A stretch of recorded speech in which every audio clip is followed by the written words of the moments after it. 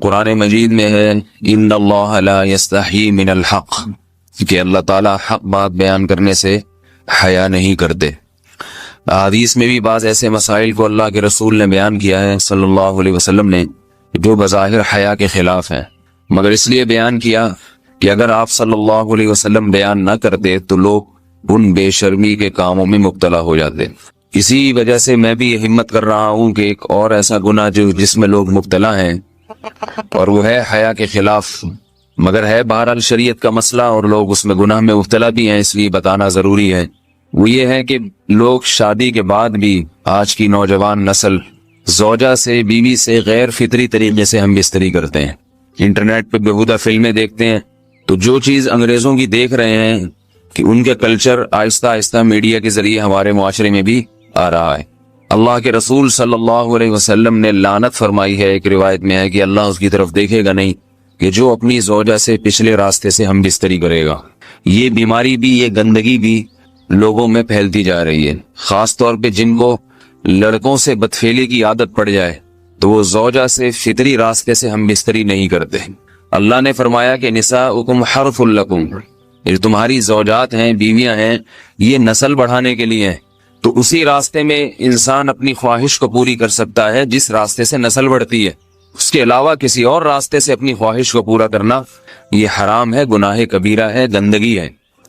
ہمارے پاس کیسز آتے ہیں، ایک پاک دامن لڑکی کی شادی ہوتی ہے، لڑکا بھی بظاہر بڑا نیک، لیکن کیا ہے، لڑکا چونکہ ٹھرکی ہوتا ہے، شہوت کا درندہ ہوتا ہے، تو وہ یہ نہیں دیکھتا کہ میں اپنی بری خواہش مٹانے کے لیے میں اپنی زوجہ کو غیر فطری طریقے پر مجبور کیسے کر سکتا ہوں، تو مجبور کرتا ہے پھر اپنی بیوی کو۔ اس میں جو عورتیں زیادہ پاک دامن نہیں ہو، نیک نہ ہو، یا ان کو یہ ڈر ہو کہ طلاق ہو گئی تو ہم کہاں جائیں گے، وہ پھر اپنے شوہر کے ساتھ اسی غیر فطری طریقے پر آمادہ ہو جاتی ہیں، اور اس کا عذاب اور اس کا وبال یہ ہوتا ہے کہ کچھ دنوں میں ان کو بھی اسی کی لت پڑ جاتی ہے۔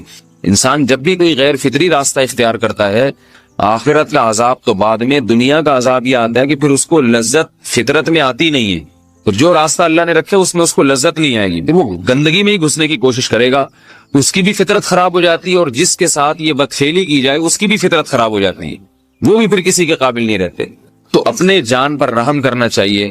ہم انسان ہیں، ہم درندے نہیں ہیں، ہم گھوڑے نہیں ہیں، ہم گدھے نہیں ہیں، ہم جانور نہیں ہیں، ہم انگریز نہیں ہیں۔ انگریز نے تو حیا اور شرم کی تمام حدود کو توڑ دیا ہے، وہ تو درندے بن چکے ہیں، ہم تو درندے نہیں ہیں، ہم تو حلال کھاتے ہیں، پاک صاف رہنے کی کوشش کرتے ہیں، تو ہم ان کی جو کلچر دیکھ کے ہم ویسے درندے بننے کی کوشش کیوں کریں؟ تو یہ بہت بڑا وبال ہے، بہت بڑی برائی ہے جو ہمارے معاشرے میں آہستہ آہستہ جڑ پکڑتی جا رہی ہے، اور اس سے بیماریاں بھی پھیلتی ہیں۔ غیر فطری طریقہ ہے، بیماریاں بھی پھیلتی۔ ایسے کیسز آتے ہیں کہ جناب وہ مرد مجبور کر رہا ہے بیوی کو، اور وہ بیوی جو ہے ساتھ نہیں دیتی تو پھر اس کو طلاق کی دھمکیاں دیتے ہیں، ایسے کیسز بھی آتے ہیں۔ اور یہ بھی آتا ہے کہ مرد جب اپنی بیوی کو غیر فطری طریقے پر مجبور کرتا ہے، بیوی آمادہ نہیں ہوتی، تو مرد پھر یہ دھمکی دیتا ہے کہ بھائی میری خواہش تو تم سے پوری ہوتی نہیں ہے، پھر میں دوسروں کے پاس جاؤں گا۔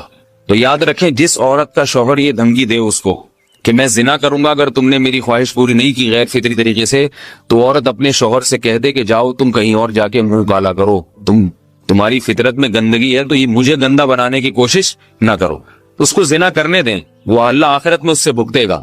ہر بیماری کا اللہ نے علاج رکھا ہے۔ اللہ کے رسول صلی اللہ علیہ وسلم نے فرمایا، صحیح بخاری کی حدیث، ما انزل اللہ من داء الا انزل له دواء، کوئی بیماری ایسی نہیں ہے جو اللہ نے نازل کی ہو اور اس کے لیے دوا نہ رکھی ہو دنیا میں۔ تو اگر کسی کو ایسی لت پڑ گئی ہے غیر فطری کام کی، تو اس کو چاہیے کہ وہ اپنا علاج کرائے، ڈاکٹر سے بھی رابطہ کرے، اور سب سے بڑا علاج یہ کہ کچھ وقت صبر کرے گا، چھوڑ دے گا کچھ عرصے کے لیے، تو خود بخود آہستہ آہستہ صحیح ہو جائے گا۔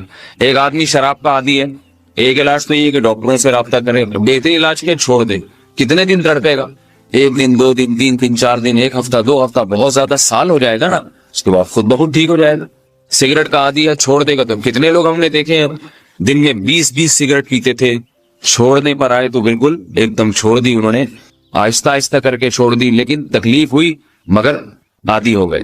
تو اب کسی کو یہ لت پڑ گئی ہے غلط کام کی، برائی کی، تو اس کا بہترین علاج یہ ہے کہ وہ اپنے آپ کو بدلنے کی کوشش کرے، ماحول بدلے، اور کچھ وقت صبر کرے گا تو اللہ اس سے یہ عادت چھڑا دے۔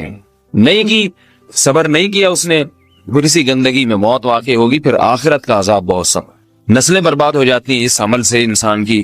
تو بات حیا کے خلاف ہے، مگر یہ کہ ایک بزرگ تھے وہ بات فرما رہے تھے، تو کسی نے پوچھا کہ حضرت آپ حیا کے خلاف بات کرتے ہیں، تو انہوں نے فرمایا تم بے حیائی کے کام نہیں چھوڑتے، ہم اس چھڑوانے کے لیے بات کریں تو ہم برے ہیں، اور تم کام کرو تو بھی برے نہیں۔ برائی کا کام کرنے میں برا نہیں بنتا، اور برائی کے خلاف بولنے والا برا بن جاتا ہے کہ دیکھو یہ کیسی باتیں کر رہے ہیں۔ تو وہی باتیں ہیں، اس لیے ہیں کہ یہ معاشرے میں یہ برائی پھیلتی چلی جائے گی، اور یہ ہماری اپنا کلچر نہیں ہے، یہ امپورٹ ہو رہا ہے باہر سے، یہ امپورٹ ہو رہا ہے، یہ وہاں میڈیا کے ذریعے آ رہا ہے۔ تو وہ چیزیں دیکھا نہ کریں اور ان لوگوں سے دور رہا کریں۔ ہمیں تو دین کا داعی ہو کے ان کو ہدایت پر لانا تھا، بجائے ہم ہدایت پہ چل کے دوسروں کو چلانے والے بن کے ان کے راستے پہ ہم نے چلنا شروع کر دیا۔ اللہ تعالیٰ ہمیں اب دیکھیں ان کے ہاں ایڈز کا مرض پھیل گیا ہے۔ آپ بتائیے یہ ایڈز کا مرض ہمارا ہے کیا؟ یہ بیماری ہماری ہے یا ان کی ہے؟ ہمارے یہاں بیماریاں ہیں، کھانسی ہے، نزلہ ہے، ٹھیک ہے نا، بلڈ پریشر ہے، شوگر ہے، یہ بیماریاں ہماری ہیں۔ کوئی اللہ کا شکر ہے گندی بیماری ہمارے ہاں نہیں ہے۔ جتنی گندگیاں ہیں وہاں سے آ رہی ہیں، ایڈز کا مرض وہاں سے امپورٹ ہوا ہے۔ وہ ایڈز کا مرض اسی بدفعلی کی وجہ سے پیدا ہوتا ہے، اسی سے جراثیم پیدا ہوتے ہیں، اور اتنا خطرناک مرض کے ایسے متعدی ایسے پھیلتا ہے۔ افغانستان میں ایڈز کا ریشو 0 تھا، 0۔ وہ جانتے نہیں تھے کہ ایڈز کا مرض ہوتا کیا ہے۔ جب سے امریکن آرمی، برطانیہ آرمی افغانستان میں آئی ہے، فوجی آئے ہیں، افغانوں میں ایڈز کا مرض پھیل گیا ہے، انہوں نے وہاں بدفعلیاں شروع کر دی ہیں۔ تو وہ تو حالانکہ ان کے لیے زنا کتنا سستا ہے نا ان کے لیے زنا، پھر بھی وہ لڑکوں کی طرف مائل ہوتے ہیں۔ تو اتنی گندگی، ایسا گندا جب انسان بن جائے پھر اللہ اس کے وجود کو برقرار نہیں رکھتے، اور رکھتے ہیں تو پھر آخرت میں سزا دینے کے لیے اپنے آپ کو ان گندگیوں سے بچانا چاہیے، حلال پہ اکتفا کرنا چاہیے۔ اللہ تعالیٰ ہمیں حلال پہ قناعت کی توفیق عطا فرمائے اور پاکیزہ لوگوں میں ہمارا شمار فرمائے۔ اگر شادی شدہ عورت 40 دن میں بھی ایک دفعہ، اچھا بھائی دیکھو یہ حیا کے خلاف مسائل جو ہے نا، یہ اس چینل پہ نہ پوچھا کرو۔ مرد پر لازم ہے کہ کم سے کم 4 مہینے میں بیوی سے ایک دفعہ وہ لازمی ہم بستری کرے۔ تو اگر وہ 4 مہینے میں ایک دفعہ بھی نہیں کرتا تو پھر جو ہے وہ دیانتاً ذمہ دار ہوگا۔ اس بات کا خطرہ ہے کہ وہ گناہ گار ہو، کیونکہ حضرت عمر رضی اللہ تعالیٰ عنہ نے قانون بنایا تھا کہ 4 مہینے سے زیادہ کوئی بیوی سے دور نہ رہے۔ تو کم سے کم اتنا ہے لازمی، تو اس سے زیادہ بھی اگر کوئی مرد بیوی کے قریب نہیں آ رہا تو پھر وہ ظالم کہلائے گا شریعت کی نظر۔ حج کے دوران باقی ہر عورت اور ہر مرد کے حالات مختلف ہوتے ہیں، بعض عورتوں میں خواہش زیادہ ہوتی ہے، بعض میں کم ہوتی ہے، یہ نیچرل ہے، اس کا کوئی اس سے تعلق نہیں ہے کہ عورت کوئی بری ہے۔ بعض دفعہ عورت میں یہ خواہش نفس بہت زیادہ ہوتی ہے، اس کی ریکوائرمنٹ بہت زیادہ ہوتی ہے، تو لوگ پھر مرد اس بیوی کو برا سمجھنا شروع کر دیتے ہیں، حالانکہ اس کا برائی اور اچھائی سے تعلق نہیں ہے۔ جیسے مردوں میں صحت کے لحاظ سے اور ان کے جو مینٹل ہیلتھ ہے اس کے لحاظ سے مردوں میں فرق ہوتا ہے، کسی میں خواہش بہت زیادہ ہوتی ہے، کسی میں کم ہوتی ہے، تو اس طرح خواتین میں بھی ہوتی ہے۔ بہت سے پاک دامن عورتیں ہوتی ہیں لیکن ان میں ڈیزائرز بہت زیادہ ہوتی ہے، تو یہ سب کی الگ الگ اللہ نے فطرت بنائی ہے، تو میاں بیوی اس کو ایک دوسرے کو بہتر سمجھ سکتے ہیں کہ کس کی کیا ڈیزائرز ہیں۔ بہرحال اگر مرد میں عورت کی ڈیزائرز پوری کرنے کی طاقت نہیں ہے، عورت میں بہت زیادہ ڈیزائرز ہیں، مرد میں کم ہے، تو ایسی صورت میں عورت پھر مرد سے طلاق مانگ سکتی ہے کہ بھئی میں سیٹسفائی نہیں ہو پا رہی ہوں اور میری ریکوائرمنٹ زیادہ ہے۔ تو مرد اگر طلاق دے دے تو اچھی بات ہے، نہیں دے تو پھر عورت کو چاہیے اسی کے ساتھ گزارا کرے۔ ہاں اگر 4 مہینے تک بھی مرد بیوی کے پاس نہیں آتا ہے تو پھر مرد پر لازم ہے کہ عورت کے مطالبے پر اس کو وہ چھوڑ دے، کیونکہ پھر تو جوان عورت کو بہرحال گناہ کا خطرہ ہے۔ جسمانی تعلق نہ رہنے سے نکاح پر اثر۔ لاہور سے کسی نے پوچھا اگر میاں بیوی کا آپس میں کوئی جسمانی تعلق نہ ہو تو کیا نکاح پہ کوئی فرق پڑے گا؟ نہیں، اس سے کوئی فرق نہیں پڑتا، جب تک شوہر طلاق نہیں دے گا نکاح ختم نہیں ہوگا۔ یا اگر شوہر جان بوجھ کر بیوی کا حق ہی ادا نہیں کرتا اور 4 مہینے سے زیادہ اس سے ریلیشن قائم نہیں کرتا اور بیوی بھی جوان ہے، اس کو گناہ کا خطرہ ہے، تو پھر وہ عدالت میں کیس کر سکتی ہے، اور پھر اس کا ایک پروسیس ہے، کس طرح سے نکاح ختم ہوگا تو اس پروسیس کو فالو کر سکتی ہے وہ۔ تو خلاصہ یہ ہے کہ شوہر گناہ گار تو ہوگا کہ اس میں طاقت بھی ہے اور بیوی بھی جوان ہے، تو وہ کیوں اس کا حق ادا نہیں کر رہا، لیکن نکاح خود بخود ختم نہیں ہو جاتا۔ بیوی بچوں سے کتنا عرصہ دور رہ سکتے ہیں؟ بندہ کام کی وجہ سے 2 سال ملک سے باہر رہتا ہے، کوشش کے باوجود چھٹی نہیں ملتی، کیا اتنی دیر بیوی بچوں سے دور رہنا جائز ہے؟ نامعلوم۔ بھائی دیکھیں، ایک تو ہے حضرت عمر رضی اللہ تعالیٰ عنہ کا مشہور واقعہ ہے کہ آپ نے کچھ خواتین سے پوچھا تھا کہ عورت کتنا صبر کر سکتی ہے مرد کے بغیر، تو بعض صحابیات نے بتایا کہ 4 مہینے. تو حضرت عمر نے قانون بنایا کہ جو مجاہدین محاذ جنگ پہ لڑ رہے ہیں 4 مہینے سے زیادہ دور اپنی بیویوں سے نہیں رہ سکتے. تو اس اصول کا تقاضا یہ ہے کہ وہ زمانہ بھی پاک دامنی کا زمانہ تھا، نیک لوگ تھے، تو اصول یہی ہے کہ 4 مہینے انتہا ہے عورت کے صبر کی. تو ایک نارمل عورت کے لیے اس سے زیادہ صبر کرنا مشکل ہوتا ہے. تو اس لیے بہتر یہی ہے، قانون یہی ہے کہ 4 مہینے سے زیادہ دور نہیں رہنا چاہیے. اور قرآن نے بھی یہ حکم دیا ہے کہ اگر کوئی قسم اٹھا لے کہ بیوی کے پاس نہیں جائے گا، قسم اٹھا لے، ایسا ہی نہیں بلکہ قسم اٹھا کے، تو پھر 4 مہینے میں طلاق واقع ہو جاتی ہے. بعض فقہا کے نزدیک عورت کو طلاق کا اختیار ہو جاتا ہے عدالت کے ذریعے، بعض کے نزدیک ہو جاتی ہے طلاق. تو اس سے بھی پتہ چلتا ہے، قرآن سے بھی اشارہ ملتا ہے کہ 4 مہینے جو ہے یہ ایک انتہائی مدت ہے ایک نارمل عورت کے لیے. تو اس زمانے میں تو اس کی اہمیت اور زیادہ بڑھ گئی ہے. وجہ اس کی ہے کہ بے حیائی، موبائل، انٹرنیٹ پر بیہودہ چیزیں، یہ سب چیزیں انسان کی شہوت کو بڑھاتی ہیں، مرد کی بھی اور عورت کی بھی. تو اس لیے بھائی میں تو آپ کو مشورہ نہیں دے سکتا کہ آپ 2 سال بیوی سے دور رہیں. میں بدگمان نہیں ہو رہا، بہت سے لوگ 4 سال دور رہتے ہیں، ان کی بیویاں بھی پاک دامنی کے ساتھ زندگی گزارتی ہیں، خود بھی بڑے نیک شریف بن کے زندگی گزارتے ہیں. بہت سے ایسے لوگ الحمدللہ ہمارے معاشرے میں ہیں. لیکن بہرحال اس کلچر کو، اس رواج کو فروغ نہیں دیا جا سکتا، اس کو اپریشیٹ نہیں کیا جا سکتا، شریعت کے لحاظ سے بھی، عقل کے لحاظ سے بھی. 2 سال تک مرد کے لیے صبر کرنا کتنا مشکل کام ہے. وہ کھا بھی رہا ہے انڈے پراٹھے اور جناب کھانا پینا اسی سٹائل میں چل رہا ہے، یا تو روزے رکھ کے اپنے آپ کو آدھا کر دیا اس نے. تو سوال عورت کے ساتھ مرد کا بھی تو ہے نا. مرد نے تو قوت اور شہوت اللہ نے اور بھی زیادہ رکھی ہے، تو وہ کیسے صبر کرے گا؟ مرد کی جو قوت برداشت ہے وہ فقہا نے اور اطباء نے بیان کی 1 مہینہ ہے. تو 2 سال تک بیوی سے دور ہیں. میں پھر بھی بتا دوں، میں بدگمان نہیں ہو رہا کہ جو دور ہیں آپ ان کے بارے میں برا سوچنا شروع کر دیں. لیکن بہرحال یہ اپنے آپ کو فتنوں میں ڈالنے کے مترادف ہے، اس لیے ایسی جاب نہ کریں. 2 سال تک بیوی سے دور ہیں، یا تو بیوی کو ساتھ لے کر جائیں یا بیوی کے ساتھ ہی رہیں. کہیں ادھر ہی کم پیسوں میں انسان گزارا کر لے بیوی بچوں کے ساتھ، یہ زیادہ اچھا ہے. زیادہ پیسوں کی لالچ میں بیوی بچوں سے دور رہنا. باقی بیوی آپ کی راضی ہے اس جاب پہ، یا آپ کے پاس کوئی آلٹرنیٹ ہے ہی نہیں، آپ جاب چھوڑ کے آئیں گے تو آپ کو لالے پڑ جائیں گے کھانے پینے کے، تو ایک مجبوری ہے. مجبوری کے حکام الگ ہوتے ہیں، لیکن نارملی اس کی بہرحال ترغیب نہیں دی جا سکتی. دیکھیں قرآن مجید میں اللہ نے ارشاد فرمایا نا، یوم یفر المرء من اخیہ و امہ و ابیہ و صاحبتہ و بنیہ. قیامت کے دن کی ہولناکیوں کو اللہ نے بیان کیا کہ انسان اپنے باپ سے دور بھاگے گا، بیٹے سے دور بھاگے گا، بھائی سے دور بھاگے گا. جہاں بیوی کا تذکرہ آیا تو یہ نہیں کہا کہ بیوی سے دور بھاگے گا، بلکہ فرمایا اس سے دور بھاگے گا جو اس کے ساتھ رہا کرتی تھی، یعنی صاحب کہتے ہیں ساتھ رہنے والے کو، صاحبہ سے دور بھاگے گا. تو اس سے پتہ چلتا ہے کہ قرآن میں اللہ نے بیوی کو جو ڈیفائن کیا ہے نا، اس کی جو صفت بیان کی ہے وہ یہ کہ جو آپ کے ساتھ رہتی ہے. تو جب شادی ہو گئی تو سمجھو بیوی پھلترو کی طرح چپک گئی ہے آپ کے ساتھ، جہاں جاؤ گے آپ کے ساتھ ساتھ جائے گی. تو قرآن سے بھی اشارہ ملتا ہے کہ بیوی سے ساتھ رہنے کی چیز ہے. اب آپ 2 سال، پھر ایک دفعہ تھوڑی ہوتا ہے کہ 2 سال کے لیے چلے گا 2 سال بعد واپس آئے. جو باہر جاب کرتے ہیں وہ تو پھر آئے 1 مہینے بعد پھر 2 سال کے لیے چلے گا، ان کی تو ساری جوانی باہر ہی گزر جاتی ہے.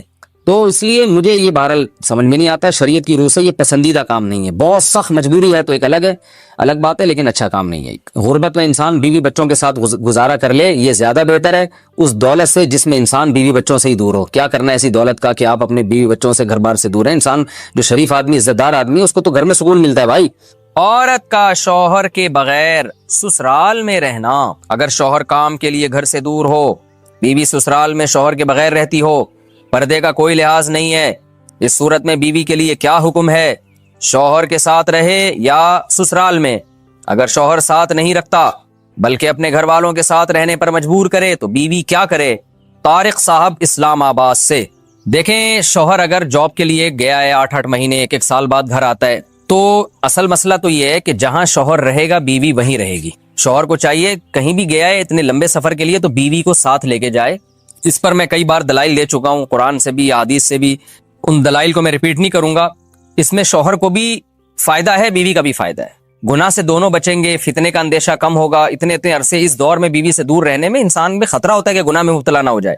اور پھر بیوی کے ساتھ ایک نوعیت کی ظلم اور زیادتی بھی ہے کہ آپ 8 9 مہینے اس کو چھوڑ کے چلے جاتے ہیں، تو یہ یعنی اس کی بیچاری کی بھی تو جوانی ساری برباد ہو جاتی ہے، پوری شوہر کے بغیر جوانی گزرتی ہے. تو اس لیے اصل حکم تو یہی ہے، شوہر جہاں رہے گا بیوی اس کے ساتھ رہے گی.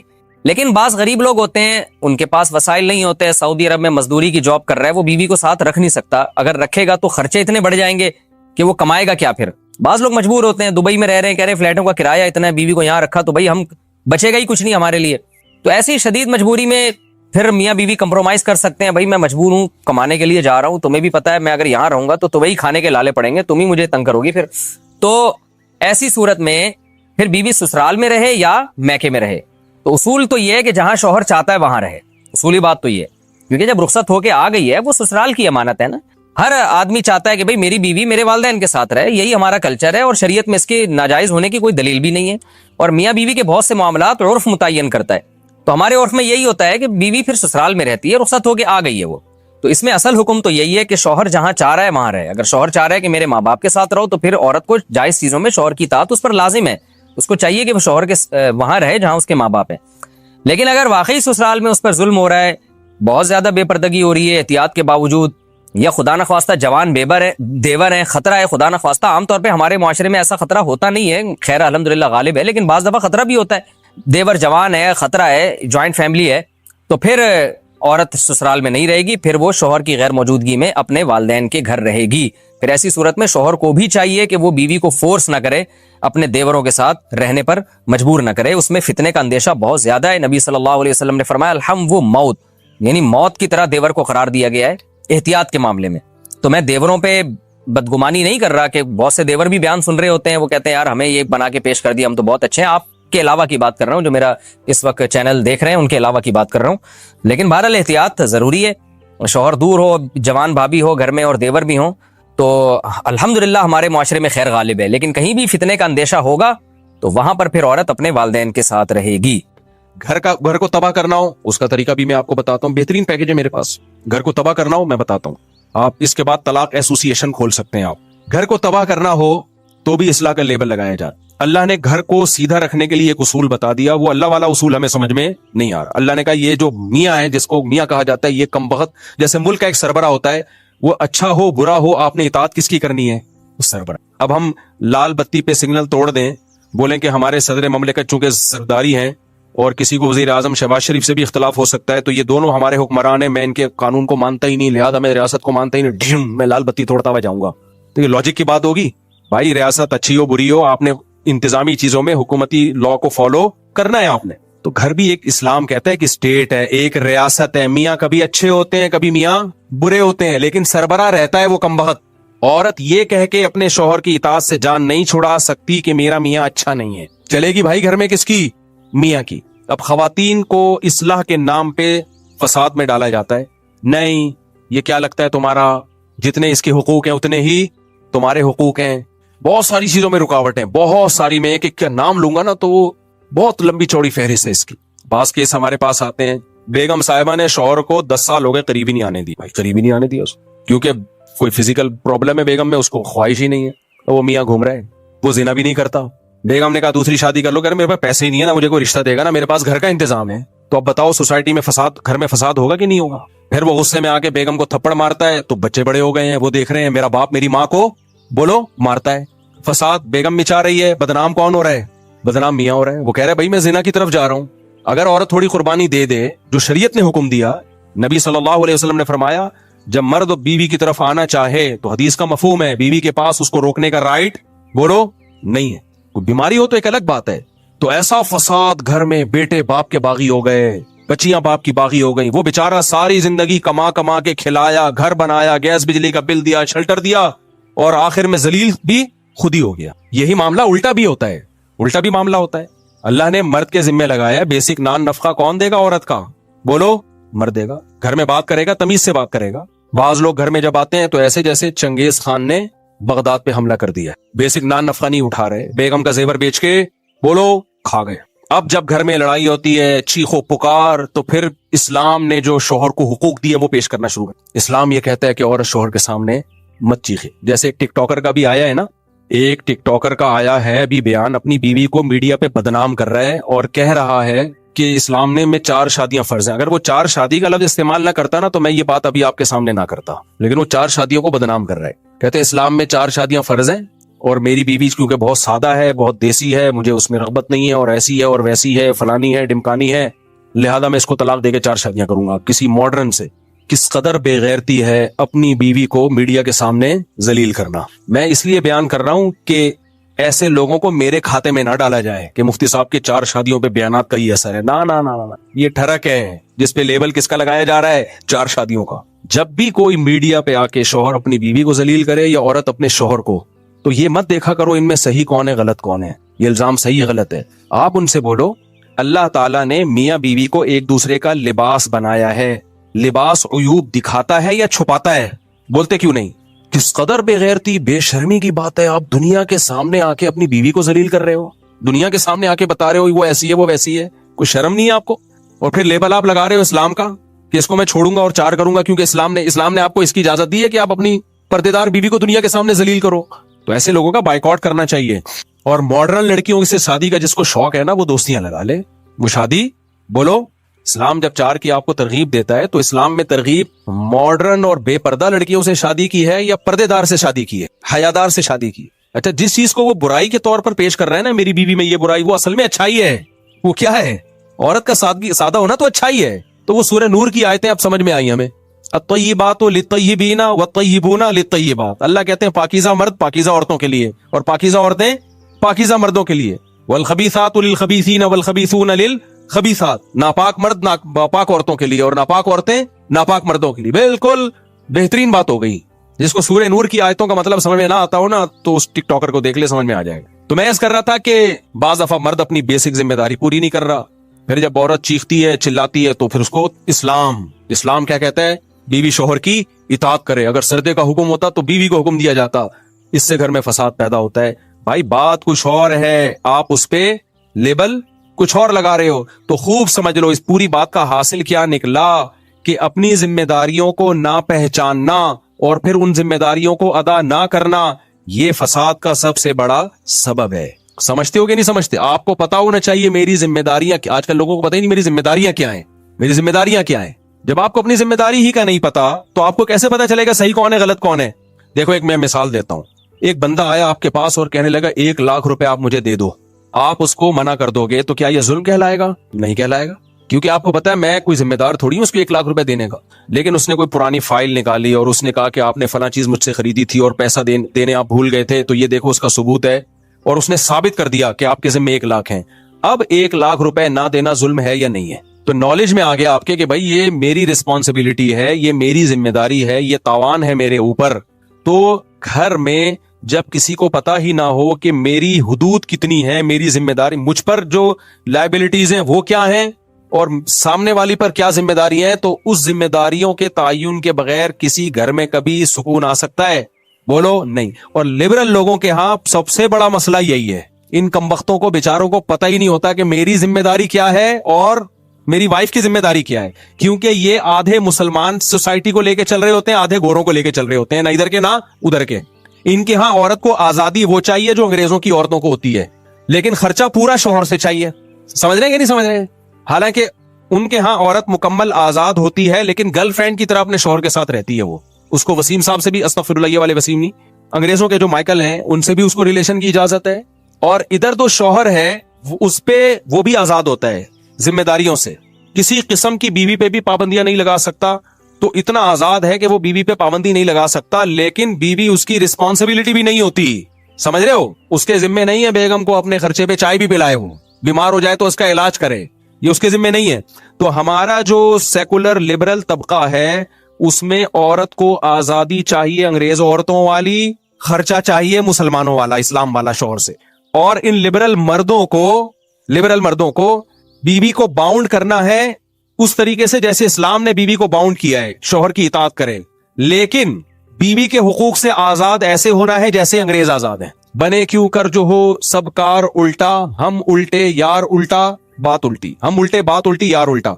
मेहताब राय एक शायर गुजरा है, उसने कहा मेरे नाम में मेहताब में हम भी उल्टा तो मह बन गया, बात उल्टी तो ताब बन गया, राय उल्टी तो क्या बन गया?